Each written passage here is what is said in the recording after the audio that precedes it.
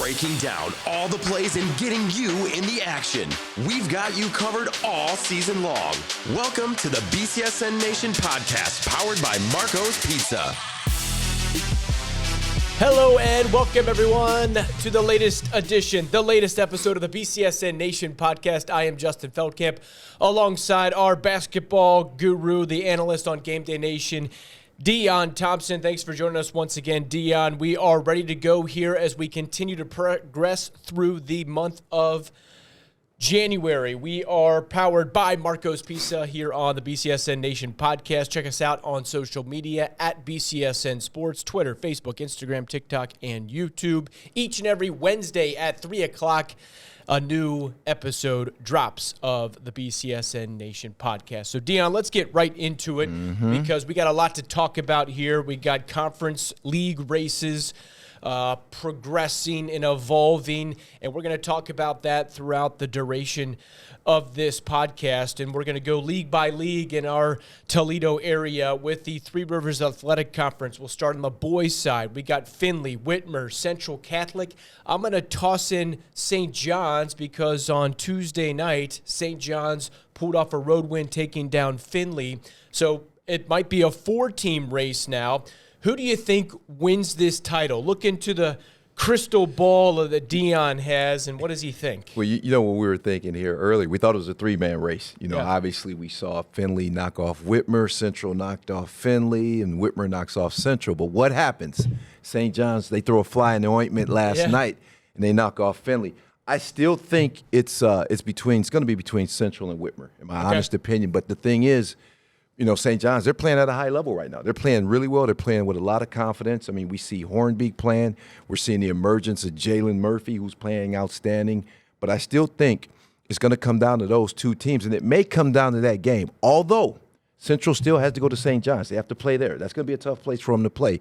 But Whitmer, they have to go to Central. Yep. So, I don't know. I mean, if I had to pick right now, I'm going to take my chances with Whitmer. Okay. All right. Whitmer is at Findlay on Friday night. That's a key game to look to. Central still has to play St. John's again on February 3rd. We still got St. John's at Whitmer. We still got Whitmer at Central. So it's going to be definitely decided on the court. But that first matchup, remember, most of the guys at Whitmer were sick. Not trying to throw it out there, no excuses. But, their style of play, I'm sure those guys were very tired. Now, the thing about it, if you want to beat Whitmer, you can't let them jump out ahead of you with that press. If you can keep it close, control the basketball, maybe not let them turn you over as much, you have opportunity. Yeah, it's going to be interesting because we have seen so many years in recent years, Quincy Simpson down at Lima Senior. I don't necessarily want to say dominate this Three Rivers Athletic League. No, you can say that. They have been the clear-cut team at the top that everyone was striving to beat, and it is by all Lima Senior standards, a down year for the Spartans, 3-4. As we take a look at the latest update in the standings, 8-4 overall. They're still a formidable opponent that can give you a difficult game. But Whitmer, Findlay, Central Catholic, and St. John's, it's going to be the tightest race. We're going to go through some more leagues here, but of all the ones currently here in this 2022-2023 season, it is by far the tightest. All right, let's move down to the Northern Lakes League now. We saw a buzzer beater. We love buzzer beaters. Oh, yeah. Any day of the week, especially on a Friday night inside the studio. I know you and Rhett Boyd and Joel Sebastianelli were watching this one tightly.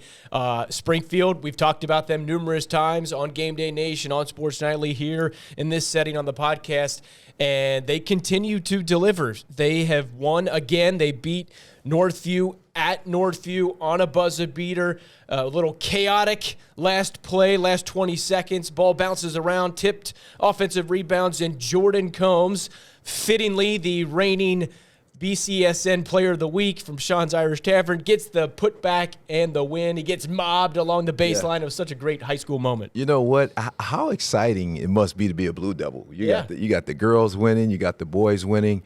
And we can't forget, and Rhett and I, we talked about this a lot last year. They were so close, but they wouldn't pull those games out. Even at the beginning of the year, they lose a close one to Findlay. So now the ball's starting to bounce their way, and they're starting to believe. So what you have to ask yourself is this now. Okay, now they're not surprising anyone.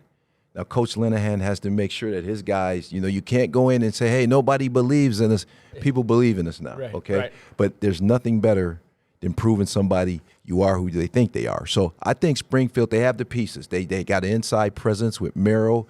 You got Robert Franklin on the outside, and, of course, Combs, to me, who's playing at a superior level at this time. If you watch that last play, it's indicative of what they've done all year. They offensive rebound probably better than anybody in the area. They send 4 guys, 5 guys to the glass, and Combs comes up with it, knocks it down in Sylvania. So that was huge. Yeah, I think it's always interesting. Some of those players who have the basketball IQ kind of can read the ball in midair, know where it might bounce off the rim or the backboard, and be right there. And that's another thing, just turn on the flip side for Northview. Sometimes in those moments, you're caught watching and caught looking. I tell this to my 11-year-old son. Put a butt into somebody, box out, find a man to match up. I'd rather see the ball bounce off the rim or the backboard and bounce on the ground first, because that means that you could have your man boxed out and you're doing the great job on the defensive side of the ball. But the ball bounced right there, and Combs puts it up and in. Puts it up and in, and like I said, it's only fitting because he's the point guard too, ironically. But we didn't talk much about it, but if you watch that game, I thought Eddie Merrill did such a good job on the interior, because we know Northview, they got the Horton brothers. They go 6'7", 6'10", 6'11", and the job Merrill was doing defensively and on the offensive side, to me, was outstanding. We didn't talk about it much because we got caught up in the buzzer beater, but hey, we pay attention to that stuff. Yeah, consistently throughout the game, and obviously with the buzzer beater, you're going to talk about the final moments more than the meat and potatoes, I guess you could say, of the entire game. All right, let's move on to the City League. We had Start tested at Bowsher. We have seen Start be the class of the City League pretty much all season long. They're 9-3 overall. They are still undefeated with that test at Bowsher. They remain unbeaten. Scott is 5-1. Bowsher 3-3. But I think we are confident. Are you confident saying it's still between Start and Scott, with the occasional Bowsher or Rogers kind of giving them a game and testing them like we saw this past Friday? Yeah, and if you watch the end of that game, Romeo Hightower, in my opinion, it looked like he may have got away with a travel. Yeah. And he got obviously they called the foul, but he knocked the free throws down. So that's the other thing too. He took care of business. Coach Matt Wortham was not happy, with his team's effort at the end of the game. It was a game he felt he should have won, but we've been watching Bowsher. They've gotten better progressively as the season went on too. But I do think that league starts to lose at this point. Yeah, we've seen Dante Mays kind of maybe under the radar a little bit. I know that he's been in talk of being on our top 30.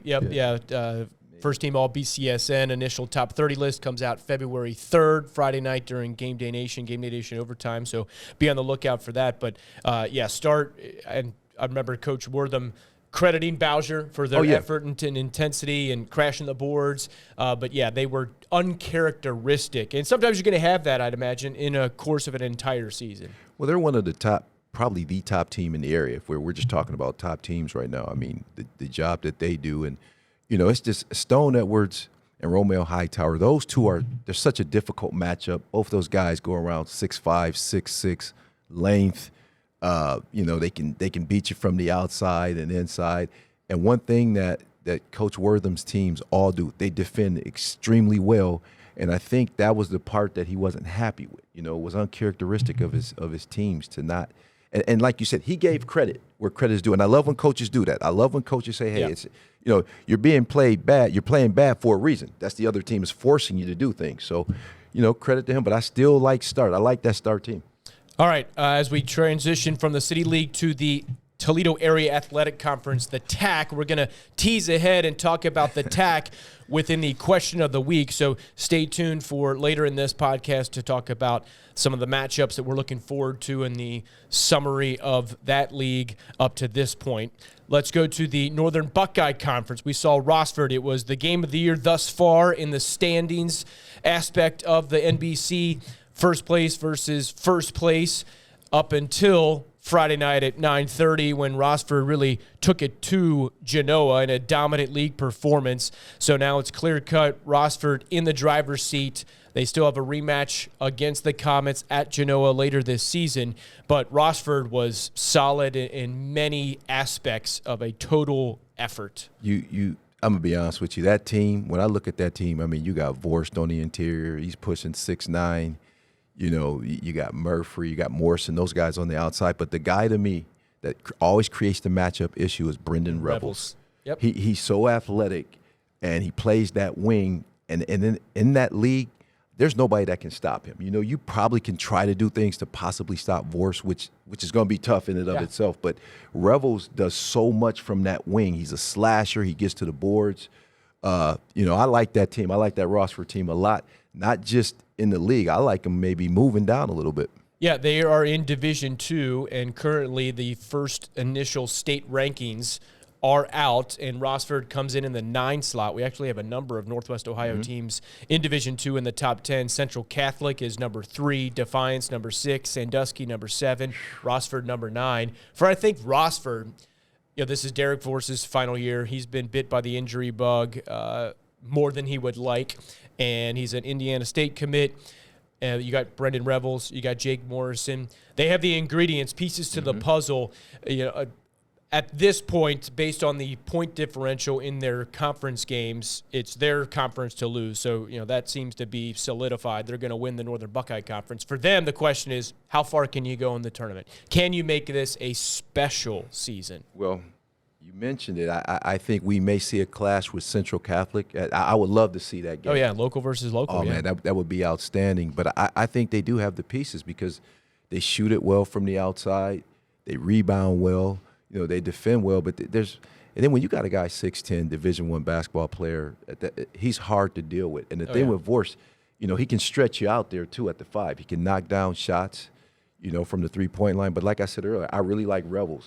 When you watch him, he's just, to me, he's that key ingredient, that guy, and he plays so hard. He's just a difficult matchup. Yeah, so we will see how far that those teams in Division II can go because when you say potential matchup in the tournament with Central Catholic, I'm trying to think of, okay, like opponents and who have both of those teams played, one of which is Perrysburg. We saw some, I love those non-conference games in which Rossford plays Perrysburg, knocks them off by 2 points at Perrysburg. We've seen Central Catholic play Perrysburg in recent weeks on a Saturday, a makeup game from a snow out back in December. Central Catholic got that victory. So you see that those kind of pieces where you could try to match him up a little bit, and it would be a game that we would really look forward to. Oh, man, that'd be the game. And like you said, we still got Defiance, Sandusky. So there's some teams in that Division II that's going to be that's to me, I'm really looking forward to watching that regional. Yeah, Central Catholic has gone to the regionals the last 2 years, so we'll see how that plays out here in the coming weeks and months as we hit tournament time in late February and possibly into early March for some of these area teams. All right, that's the boys' side. Let's flip ourselves to the girls' side as we continue here on the BCSN Nation podcast powered by Marco's Pizza. The Three Rivers Athletic Conference, the final season iteration of the track as we transition from teams going from the track to the NLL, Catholic schools going to the Detroit Catholic League. We got a January 23rd showdown, so as we air and release this episode on the BCSN Nation podcast, we will tease ahead. It will be Central Catholic at Fremont Ross, first place on the line. First time around, Central Catholic got the victory, but this time it will be at Fremont Ross. I'm looking forward to this matchup. That was a close game, too. Yeah. I mean, I think Fremont Ross is the one team that can match up. I like the matchup. Brooklyn Vaughn, once again, another very difficult person to guard, you know, with her size and things like that. But Holmes, you know, for Fremont Ross, I believe she's the lone senior on that team. Janiyah, yep. Yeah, she plays very tough inside. But I like Destiny Robinson. She's a junior, and to me, she's a special type of player. She's definitely going to play at the next level. You watch her handles, you watch her leadership, but it's going to be her and Cornelia Clay. So you got a very even matched team. And we're going to see what happens in that game. But I think, to me, that's the game of the year that everybody's looking for on the girls' side of the track.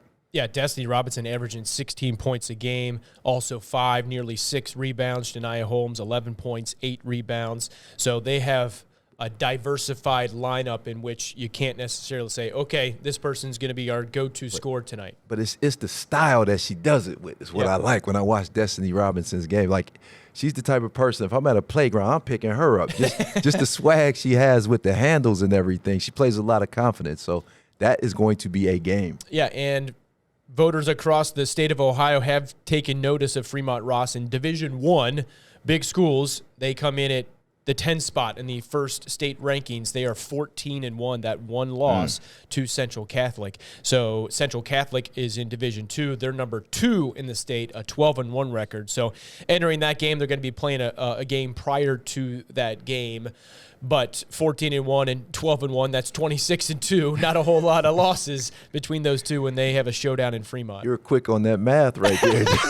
I can do rudimentary math, yeah, rudimentary. But we will see that game will be on BCSN, the Now app, on January 23rd. So check that out, bcsnnation.com, for all of the game listings that we will have, not only on the BCSN Now app, but also on the TV tape delay. All right, let's go to the NLL on the girls' side. We touched upon it. It's a good time to be a Blue Devil. Boys and girls basketball programs doing very well. Springfield and Anthony Wayne have just maintained their presence, and we look forward to a January 27th rematch between those teams. They've had some battles, not only last year in the tournament time, but in the regular season this season. But Springfield and Anthony Wayne taking care of. They've had some, not missteps, but Springfield had a close game against Northview this past Friday night. So those teams have established themselves at the top and maintaining that strength at the top. Well, like you said, I mean, Springfield, I watched that game as well. They are playing some close ones, but the thing is they're winning them. Yeah. So that's where you get confidence. And Kendall Crothers, another outstanding. We are lucky to be able to see such great good guard play on both sides, the boys and the girls' sides. And that game's going to come down to it, too, you know. And we know what Anthony Wayne does, you know. I mean, they're going to play you solid. They play that zone. They got long. They got the length up top with the sisters. And it's just, hey, I mean, that's another one to watch out for. And that's going to decide it. Yep. So they play on January 27th, as I mentioned. You talk about the star players on both of those teams. Kendall Crothers, 16 points a game. Gretchen Sigmund, 11 points, 6 rebounds. She kind of does the dirty work, gets the putbacks, gets the hustle plays, gets the tip balls for offensive rebounds. And then on the flip side, you got the Bender's twin sisters, Elise, averaging 17 points, 6 rebounds, and Brooke Bender, 9 points and 6 rebounds. So they are young. Yeah. But they are productive. They have that length, though, too. And that length is difficult to deal with. But, you know, like we said, I think I like what you said about Sigmund. She's been very steady on the interior. Springfield, they kind of remind me, and I don't want to say, but they're kind of like a Whitmer in a sense, where they just kind of try to wear you down. Mm-hmm. But they can knock down shots at key points. So, you know, look out for that game. I mean, we know what the Benders can do, obviously. You know, it was all over the media last year. But I like what they do. And where's that game at? Where they do you that remember? Game will be at Anthony Wayne. The first game was at Springfield. That's going to be tough. Yeah. So, I mean, I'm not going to make a prediction. I was going to put it on you to make one on this. Part of me, I mean, I really like the story behind Springfield because we've talked about this with Clifton Hodges, the head coach there, building. But we got Jamie Carter and Anthony Wayne doing the same thing. You know, first appearance in the state semifinals last year. So both of those programs, you have every reason to like both teams. Good answer. That's hedging my bets. I'm not sticking. We'll get to that. I can't wait to see you Friday. Okay, all right. In the City League, we got Start and Rogers, and it seems like it's a repetitive theme here where we have teams who have played already before, played in close games, and then they're playing the second round within the regular season within league or conference play. Start and Rogers, a rematch on January 25th. Start won the first meeting 44-39. Is this the year Start finally gets it done, you know, when it counts? You know, I mean, because we know Coach Lamar has had a lock on that city championship forever. I don't even know how many years. I don't want to even 10 years. I don't even mess myself up by saying it. So, but is this the year Start can do it? I think so. I think they have the talent. They're playing really well. They're playing with a lot of confidence. Once again, but what I like about Start, they are a perimeter-oriented team. They D you up, but they can knock down shots. So maybe this is the year that they finally get over the hump. Yeah, I think Dane Franklin at Start has done such a good job. Man. And remember, we Coach talked about Anthony Wayne. Those two played each other in the regional finals. The winner of that, it was local versus local. The winner of that went to the state semifinals, and Anthony Wayne came out on top. And I think that's a motivating force because we talked about so many young teams, and Start is one of those where they got their sea legs, so to speak. They played in a lot of big games, not only last year through that tournament run, but they've scheduled more difficult for this season to test the Sinai Douglases of their team, and they will be battle-tested. But when that game is rematched, it's going to be a full month from the last time that they played. And as we've seen teams develop tremendously in the time of a 4-week span. Lamar Smith is outstanding at scouting, and like I said, that team has had a lock on it. So this is what you have to ask yourself if you're Start. Do you go in and you get tight once things start maybe closing in, or do you just, if you play free, like you said, you have Sinai Douglas, Division I basketball player, probably player of the year in the league right now. Right. I'm interested to see what happens. I don't think, initially I thought Start was just going to run away. I'll be honest. I thought they were just going to blow everybody out, run through it. But then I looked at that score. I said, hey. Yeah, close game, 5 points. Very close game. And I think if you're Coach Smith, you can build off that and you can figure some things out. You have a month to do it. Yeah, we'll see if Dane Franklin and the Spartans can win out and win back-to-back outright league titles. All right, let's go to the attack now. Toledo Christian, clear cut. You talk about teams running away with it. In the TAC, Toledo Christian is that team on the girls' side. They will win out. Non-conference schedule importance for them, Deon, because Coach Tim 𝗦𝗫𝗀, you know teams in your league. You know the type of games that you're going to get. And for the aspirations and the talent that TC has, they have to go outside of their conference to schedule difficult games.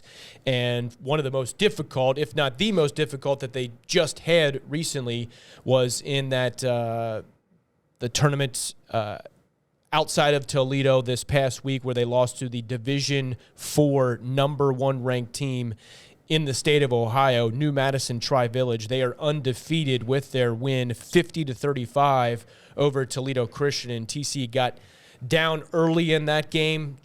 The New Madison Tri-Village jumped out to a big lead, and then it was playing catch-up the whole time, and that is such a difficult hold to climb out of, especially when you're up against the number 1 ranked team, undefeated team in the state. My question is, I wonder when would they see them? Because I'm going to say this, Kendall Brayton, and I want to talk about her, she'd be a star at any level. I mean, she's a bigger guard, she has handles. She's very difficult to deal with, and she's showing it, but Coach 𝗦𝗫𝗀's done a good job. I watch his teams. They get up and down the court. They score well in transition. They defend pretty well. But hopefully, and I don't know how it's going to work out, but hopefully they won't see these guys for a while. Yeah, from what I've read, I think that would not take place until past the regionals. So they would be able to do what they've been attempting to do, is to break through. They've been to the regionals, break through, win the regionals, and get to the state semifinals, and then roll the dice against what is likely at that Division IV level. Through my recent history and knowledge, not too many upsets occur at that Division IV level within the tournament. The top-tier teams are the top-tier teams for a reason, and get all the way to now where it is played in Dayton. Do you ever wonder, how do teams, well, I know how they do it. They start these young ladies playing in the Y League probably from 6 years old. They play together. Yeah. And that's why you'll see a lot of these outlier schools, as I call them, they're so good because traditionally they just grow up on it and they understand the system so well. So by the time they're in junior high school, there's not a whole lot of coaching to do. It's just pretty much putting the pieces out there and everybody knows what's going on. Yeah, and they talk about specifying those smaller division schools because they're in rural areas, farther away from bigger cities, where in a bigger city you might have teams that, a kid grew up in this part. Well, distraction, but kids growing up in different parts of the city, so they haven't always been on the same team from 4th, 5th, 6th grade on the way up. But, yeah, that is definitely the case on both the boys and girls side with some of those rural area schools who are continuous perennial powers. One that comes to mind, Ottawa Glandorf, the girls, ranked number 3 in the state of Ohio. It seems like they are there year after year. Katie Hempfling is from there and went to BGSU, still at BGSU. Both the boys and girls programs of Ottawa Glandorf. I mean, it's for years. Yeah, like a long time since I can remember. Yeah, exactly. So, all right, it's going to be an interesting race on both sides. A lot of different leagues and conferences. It's going to come down to some of those final league games. Can teams hold serve, beat who they're supposed to beat? And then when it's mano a mano, number one versus number one, number one versus number two, can those teams win those games and get those league titles? Because that does matter to those schools and programs. All right, as we continue here on the BCSN Nation podcast, powered by Marco's Pizza, I'm Justin Feldkamp alongside Deon Thompson. It is time for our next segment. It's time for the BCSN Nation podcast question of the week. Send us your question on Twitter, Instagram, or Facebook using the @BCSN Sports and #BCSN Podcast. All right, the question of the week, Deon. It is a featured game on BCSN. It will be on BCSN2 this Friday. It's Emmanuel Christian at Toledo Christian, 7:30 tip-off, a showdown in the Toledo Area Athletic Conference. From what we've seen so far, it's Emmanuel Christian and Cardinal Stritch at the top. Emmanuel Christian got the round 1 win against Stritch, but can a Toledo Christian team create an environment in their gym to fluster Emmanuel Christian Friday night? Justin, you almost believe that. I could tell you're all excited about it. No. Okay. I'm gonna tell you why. When you look at Emmanuel, they have too much size. Lot of skill. I mean, you talk about Jerry Easter, 6'4", running the point guard. Got a guy 6'7", 6'8" on the interior. You got all the athletes out there. Nate Miles knocking down shots. I mean, I honestly don't think now. Yeah, I've been wrong before, not often. But so we pay you to be right, Deon. I think I'm right on this one, and I know Carter Keister. He's been playing really well as of late. And it's tough to play at Toledo Christian, but I just think the talent gap in terms of just their starting 5. If I look at 5 versus 5, I like Emmanuel Christian. I like them pretty much against anybody, you know, if I watch them. Yeah, they so far are one of the top teams, not only in our area, but across the states. They will be interesting to see how they perform in the first rankings. They're tied for second in the state with a 10-1 record when the rankings came out in Division III. So for them, I also read for Toledo Christian that Kanye Gaston is out for the season with a knee injury, so that's going to That's a huge loss. Yeah. I didn't mean to cut you off because he runs the point guard. He was the one guy, and I watched him through the years. I don't know if you probably didn't watch this, but in the 8th grade, he and Jerry Easter, they had one of the best lockups. I want to say, I think Kanye had like about 20 points. This is an 8th grade game, you know, and they're going back and forth. But that's a huge loss for him. So without him, I don't give him much of a chance. Yeah, I think that he was averaging 16 or 17 points a game, and we've seen him not just this year, but last year as well, be a solid, productive contributor for a team that was in transition as they went from Coach Dave McWinney to their new head coach, Coach Bohr. So with that game, we're hoping, when we pit teams in our game of the week, we're trying to spread the wealth with all the different leagues that we cover, featuring different teams. And this is a matchup because, yes, we had kind of bad time with Gaston going down in advance of this matchup, but you clear cut with the balanced attack and the so many athletes across the board, the athleticism really on both ends of the ball for Emmanuel Christian. Yeah, and like I said, they have the size. When I look down the roster, I know Butler, he played pretty well the other night. They just don't have the size to deal with him, and the speed. If you watch Jerry Easter play, the way he gets up and down the court. You got a guy 6'4" running the point guard. Okay, and he penetrates. He kicks it out to the shooters. You got Patterson on the interior rebounding. So they're a tough matchup. And honestly, if they played the Central Catholics, the Whitmers, it'd be tough for them. Yep. In addition to that showdown on BCSN2 this Friday night, Emmanuel at TC. February 3rd is the rematch between Emmanuel and Stritch, and that game will be at Stritch, so possibly the TAC title on the line in that matchup early February. Okay, let's continue here on the BCSN Nation podcast. as we set up for the wrap-up and let you know what the progression of the schedule here, not only Friday, like some of the games we talked about, but Wednesday and Thursday. Deon, as you take a look at the state rankings here for both the boys and the girls, we don't have any Division I boys basketball teams ranked in the state, but we already touched upon the Division II boys. But as you look at this sheet with all of these top 10 rankings, anything stand out to you? I like Central on the girls' side. Okay. I like Central, and I like Emmanuel Christian. It's going to be tough, but I like them on the boys' side. Division II will be a battle. It's going to be a battle. I like Central Catholic and Rossford. I really do on those, just on the sheer athleticism. But if I'm really thinking of a team that could potentially get down to the state, I like my chances with Emmanuel Christian boys and Central Catholic girls right now. Okay. All right. That's what he says here on the 21st edition of the BCSN Nation podcast. Let's see if Deon's crystal ball is accurate come March. As we let you know about scheduling here, we got Scott at Wake girls basketball on Wednesday on the BCSN Now app. All of these games I'm about to mention on the BCSN Now app.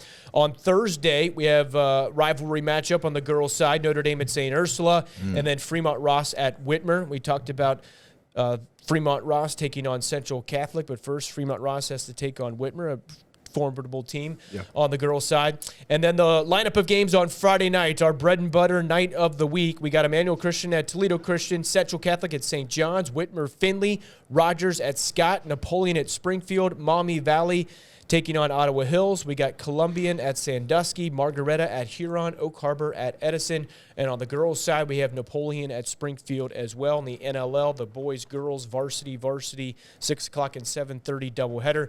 And then we got hockey, St. John's at Northview, two of the top teams in the red division in the Northwest Hockey Conference. That is at TAMO at 7 o'clock. So we're looking forward to all of those matchups. And I get even more of Deon Thompson this Friday night. Man. It's going to be a lot of fun. Because I'm filling in for Joel Sebastianelli. He'll be out of town, so I'm filling in. I'll be joined by Deon and Rhett. Looking forward to a lot of fun with some supreme matchups there on Friday night, Deon, that we'll be looking forward to. I think we could see a lot of close games. If St. John's manages to pull this off, which they're playing pretty good right now. Yep. I mean, that changes a lot of things. So, yeah, it's going to be some great matchups. Pretty much every Friday seems like we've had a lot of good games that's come down to the wire. So it's been a lot of fun for us. You're going to have a lot of fun in there. I'm looking forward to it, and that will be on Game Day Nation, 7 o'clock to 10 o'clock. Then at 10 o'clock to 10:30, Game Day Nation overtime. Mark Kuntz comes in to lead the boys with the highlights there, post-game reaction. We'll have it all on Friday night. It's the place to be. What are you wearing? You tell me what I should wear. I want to, because I know you're going to come with it. I already know. I appreciate it. I take my cues from Deon. I know you're coming with it. This guy stays sharp, man. He's got a new look each and every time. I will have the pocket square. You know, you can count on the pocket square. I like that. I'll have that. Hopefully, Rhett can match our style. Oh, man. See. We got to work on Rhett a little bit. Wait. His wife. Memo to his wife. His wife's got to get on it. We got to have him dressed for success. You look good. You analyze good. There you go. That's one way to put it. Look good, play good, look good, analyze good. All right, that's Deon. I'm Justin. Thanks for watching and or listening to the BCSN Nation podcast powered by Marco's Pizza. We'll see you, each of us, on Friday night at Game Day Nation, and then back here on the podcast next Wednesday at 3 o'clock.